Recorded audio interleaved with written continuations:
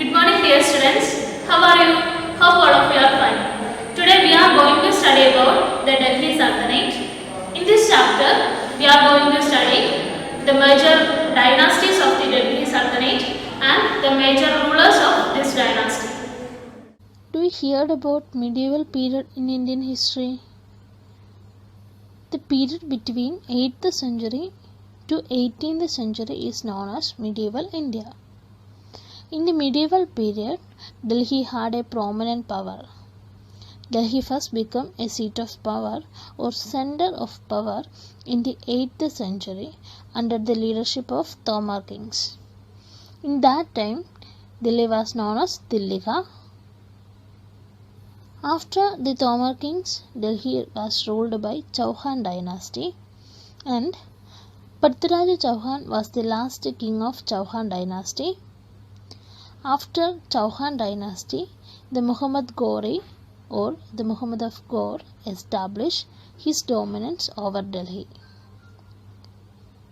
This helped Muhammad Ghori to establish the foundation of Muslim rule in India. After Muhammad Ghori, Qutbuddin Aibak established his rule in India.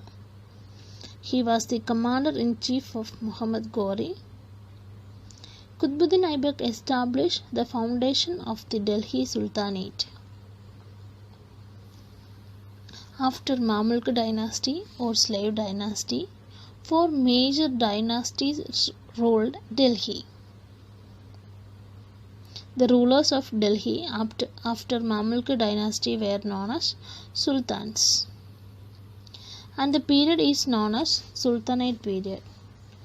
The following five dynasties together made the Delhi Sultanate. The first dynasty, Mamluk dynasty or slave dynasty. Second one, Khalji dynasty. Third one, Tughlaq dynasty. Fourth one, Sayyid dynasty and Lodi dynasty.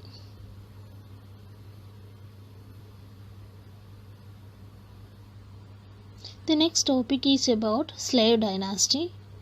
This dynasty is also known as Mamluk dynasty because its three sultans themselves were slaves.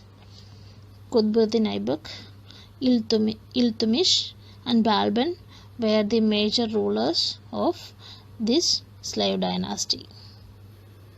Next, we are going to study about Qutbuddin Aibak in detail. He was the real founder of slave dynasty. He ruled only for 4 years, but he was very popular for his daring nature, fighting skills and organizational abilities. He was well known for his architectural skills.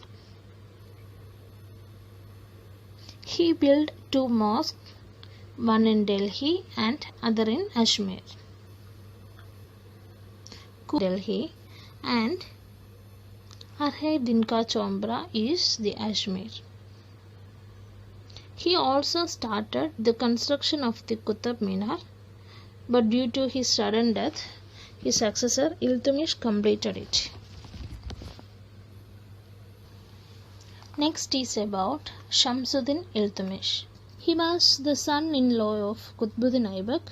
He considered as the one of the prominent ruler in the slave dynasty. Iltutmish made various reforms. That is, first one, he shifted his capital from Lahore to Delhi to secure his throne. Secondly, he prevented the Mongol invasions led by Genghis Khan. He organized the ruling nobility of the period called Chalisa. Then he organized the land revenue system by dividing his empire into many small and big pieces of land, that's called iktas. He introduced a uniform monetary system in the region under his control. Tanga and Jidal were the newly introduced coins. Next is about Razia Sultana. She was the only woman ruler of the Delhi Sultanate. She was the daughter of Iltutmish. She was the first and last woman Muslim ruler of medieval era. She was a brave, intelligent and just woman. She possessed all the qualities of a great ruler. She was an excellent horse rider.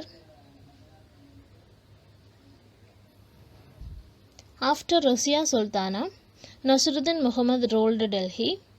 He was merely a puppet in the hands of powerful nobles, particularly Balban. Okay, dear students, this is about today's class. Let's wind up the class. In this section, we studied that the medieval India, the Delhi Sultanate, the major dynasties of Delhi Sultanate, and also the major rulers of this dynasty. Okay, dear students, thank you. Take care.